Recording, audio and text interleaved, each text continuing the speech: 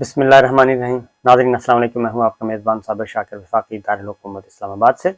कुछ ताज़ा तरीन ख़बरें हैं और ख़बरों का ताल्लुक़ है पाकिस्तान की कौमी सियासत से। बड़ा ही मज़ेदार ख़बरें चल रही हैं और ऐसे लग रहा है कि कुछ मामलात में पाकिस्तान मुस्लिम लीग नवाज़ और इमरान खान साहब का मौक़िफ़ एक है और पाकिस्तान पीपल्स पार्टी ज़रा दूसरी साइड पे है। मामला क्या है, क्या वजह है? और फिर एक और ख़बर मैं आपको दूंगा कि न्यूट्रल के खिलाफ कोई बहुत ही तेज़ चीज़ है, बहुत ही चालाक है, जो कि न्यूट्रल के खिलाफ बहुत ज़्यादा मुतहर्रिक है और इतना ज़्यादा मुतहर्रिक है कि वो कोई ऐसा मौका हाथ से जाने नहीं देता कि जिससे कि न्यूट्रल से लोगों की तवज्जो हटे। जी बिल्कुल, लोगों की तवज्जो न्यूट्रल से हटे और दीगर मामलात की तरफ जाए। ये दो तीन चीज़ें हैं। एक और ख़बर आपसे शेयर करूँगा और वो है पंजाब का मैदान, और पंजाब के मैदान के बारे में भी आपसे बात करूंगा क्योंकि सियासी मैदान है, सजा हुआ है और सुप्रीम कोर्ट ऑफ पाकिस्तान में वो मामला आ चुका है। यहीं से शुरू कर लेते हैं। सबसे पहले तो ये कि 20 मुनहरिफ अरकान जो हैं, 25 मुनहरिफ अरकान बल्कि कहना चाहिए, 25 मुनहरिफ अरकान वो पहुँचे हुए हैं अपनी पटिशन लेके सुप्रीम कोर्ट ऑफ पाकिस्तान में।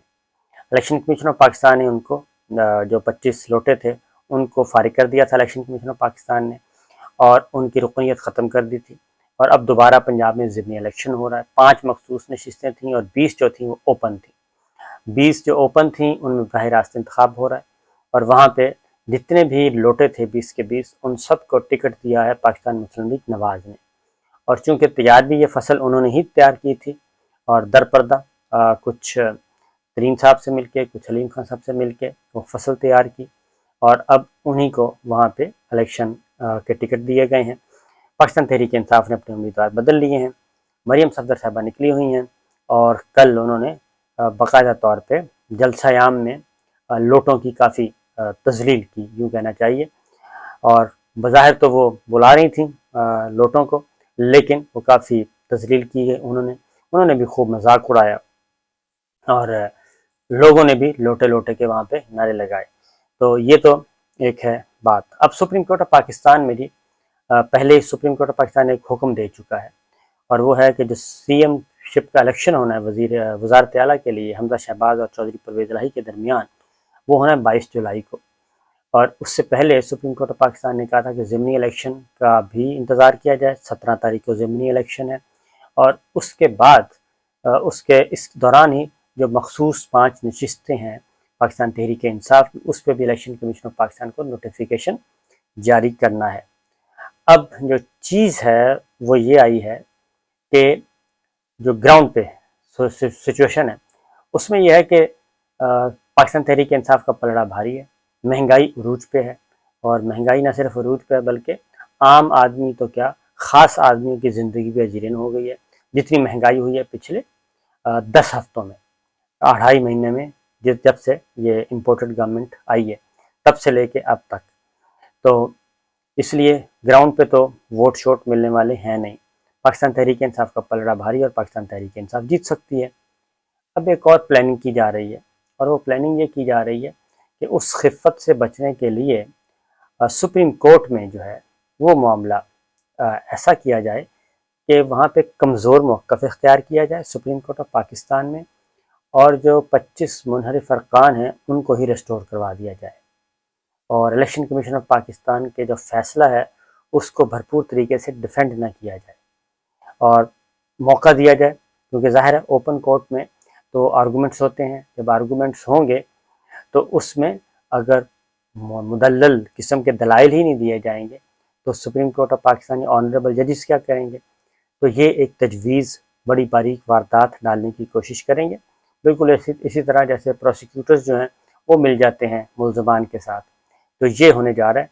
इससे फेस सेविंग हो जाएगी और फेस सेविंग तो हो ही जाएगी, लेकिन उसका एक नुकसान होगा और वो नुकसान है कि अगर वो 25 के 25 अरकान बहाल हो जाते हैं तो वो हमजा शहबाज को तो वोट दे नहीं सकते, और जब हमजा शहबाज को वोट नहीं दे सकते तो वो वोट मिलेंगे चौधरी परवेज़ इलाही साहब को। तो ये एक मुसीबत आई हुई है और इस दौरान कोई और कुछ होने वाला है, इसके बारे में ابھی تک ہم کچھ وثوق سے نہیں کہہ سکتے کہ اس دوران کچھ ہو جائے، کسی بھی قسم کا مرکز میں ہو جائے شہباز شریف حکومت کے ساتھ، اور یا پھر کیونکہ ادروائز نہیں، تو یہ بہرحال نظر رکھنی چاہیے سپریم کورٹ آف پاکستان پہ۔ اس مقدمے کی ہیئرنگ ہے کل سے، یعنی کہ 5 جولائی سے، تو دیکھتے ہیں وہاں پہ کیا ہوتا ہے۔ اب آتے ہیں جی اگلی خبر کی طرف۔ اگلی خبر ہے مراسلہ۔ مراسلے کا معاملہ جیسے ہی خاموشی اختیار کرتا ہے، ڈونلڈ ڈو والا مراسلہ ہمارے ایمبیسیڈر نے بھیجا تھا جس میں دھمکیاں دی گئی تھیں، اس کی بات کر رہا ہوں، اور وہ مراسلے پہ اب تک جو مراسلہ ہے وہ گلے کی ہڈی بن چکا ہے، نہ نگلا جا رہا ہے نہ اگلا جا رہا ہے۔ پہلے ایک نیریٹو بنوایا گیا، وہ نیریٹو فلاپ ہوا، اس نیریٹو کو سابق وزیر اعظم عمران خان نے دھو کے مارا، اور اتنا مارا کہ اب ہر شہری کی زبان پر مراسلہ ازبر ہو گیا ہے، اور وہ مراسلہ سائفر جسے کہتے ہیں، تو وہ مراسلہ ایک وبال جان بن گیا۔ پہلے بھی یہ معاملہ ختم ہو گیا تھا، لیکن اس کو دوبارہ زندہ کیا گیا۔ کس نے کیا؟ D G I S P R جناب بابر صاحب آئے، 2 ٹی وی چینلز پہ اپیئر ہوئے یکے بعد دیگرے، ایک دنیا ٹی وی پہ اور اس کے بعد ہم نیوز پہ، دونوں پہ آ کے انہوں نے مراسلے کو دوبارہ زندہ کر دیا، اور حالانکہ کسی کی زبان پہ بھی وہ مراسلہ نہیں تھا اور میڈیا سے بھی غائب ہو چکا تھا۔ اور اس کے بعد پھر ایک نیا طوفان کھڑا ہوا۔ جب نیا طوفان کھڑا ہوا تو اس میں پھر نیوٹرل جو ہیں وہ پریشر میں آئے، کیونکہ اس میں کچھ کرداروں کا ذکر ہے، نام نہیں ابھی تک کسی نے بھی لیا، لیکن ہمیں پتہ ہے کہ وہ کردار یا جنہوں نے وہ سائفر پڑھا ہے ان کو تو پتہ ہے کہ وہ کس کا نام ہے، ٹھیک ہے؟ تو وہ جو کس کا نام ہے اس کو مسلسل دباؤ میں رکھنے کے لیے مراسلے کو زندہ کیا جاتا ہے، ہر 2 ہفتے کے بعد، ہر تیسرے ہفتے کے بعد، ہر 5ویں دن زندہ کیا جاتا ہے۔ یہ ایک بڑا ہی باریک کام کیا جا رہا ہے۔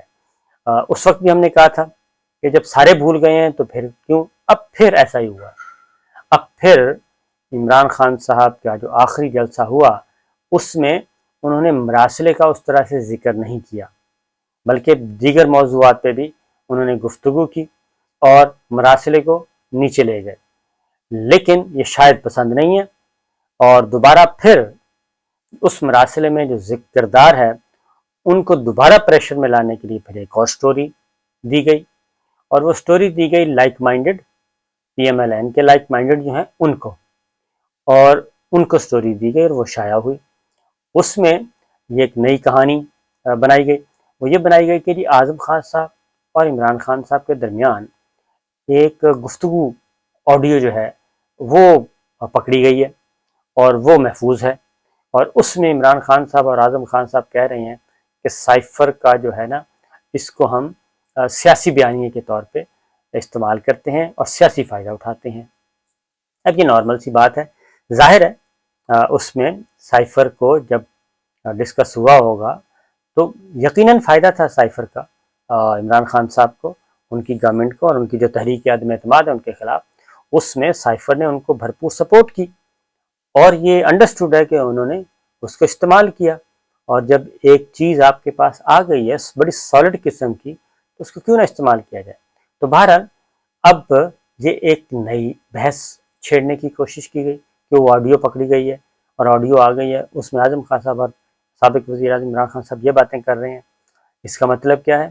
اس کا مطلب یہ ہے کہ وہ آڈیو پہلے دی جائے گی مبینہ طور پہ، اس کے بعد اس پہ بحث شروع ہو جائے گی، اور پھر مراسلہ جو ہے وہ پھر ان ہو جائے گا میڈیا میں اور اخبارات میں، اور وہ موضوع بحث بنے گا، اور جب وہ موضوع بحث بنے گا تو دوبارہ پاکستان تحریک انصاف اس پہ آئے گی اور دوبارہ اٹھ کر آئے گی، اور جب وہ یہ کہے گی کہ جناب یہ تو مراسلہ ایک حقیقت ہے، 2 نیشنل سیکورٹی کمیٹیز مان چکی ہیں، مشترکہ اعلامیہ آ چکا ہے، اور جو ہمارے ایمبیسیڈر تھے وہ نیشنل سیکورٹی کمیٹی میں آ کے بات کر چکے ہیں، اور سیکرٹری خارجہ اس کو ثابت کر چکے ہیں، وزیر خارجہ شاہ محمود قریشی صاحب وہ آئیں گے میدان میں، عمران خان صاحب آئیں گے، تو دوبارہ سے مراسلہ جو ہے وہ زندہ ہو جائے گا، اور کمیشن بنایا جانا ہے، کمیشن ہی بنایا جا رہا، اور پھر وہ مطالبہ سر پکڑے گا کہ جناب کمیشن بنائیں، ہم تو کہہ رہے ہیں، تو مسئلہ کس کا ہے، خوف کس کا ہے، کیوں نہیں بنا رہے؟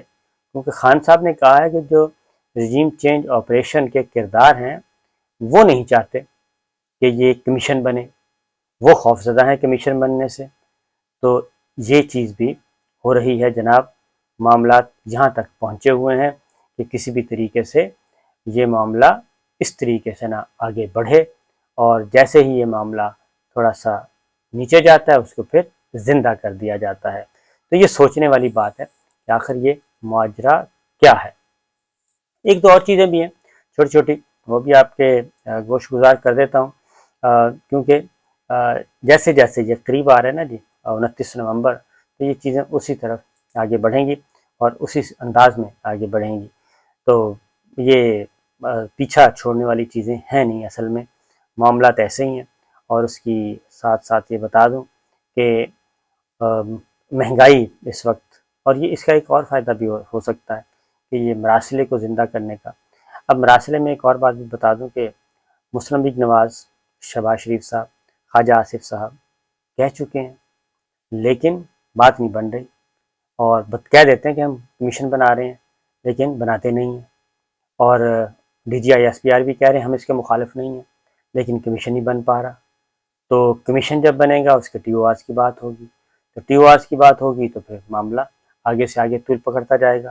یہ ایک بالکل کیا کہنا چاہیے منظم انداز میں چیزیں آگے بڑھ رہی ہیں. کوئی نہ کوئی تو ہے جو سب کچھ چلا رہا ہے، ورنہ تو جناب وہ سوئے ہوئے شیر کو جگانے والی بات ہے. سوئے ہوئے شیر کو کیوں جگایا جا رہا ہے جب کوئی اور نام ہی نہیں لیتا. تو یہ چند خبریں تھیں، میں نے کہا آپ کے ساتھ شیئر کر لوں، اور آنے والے دنوں میں یہ چیزیں آگے بڑھیں گی اور اس کو شاید کوئی نہ روک سکے. اجازت دیجیے، اللہ حافظ.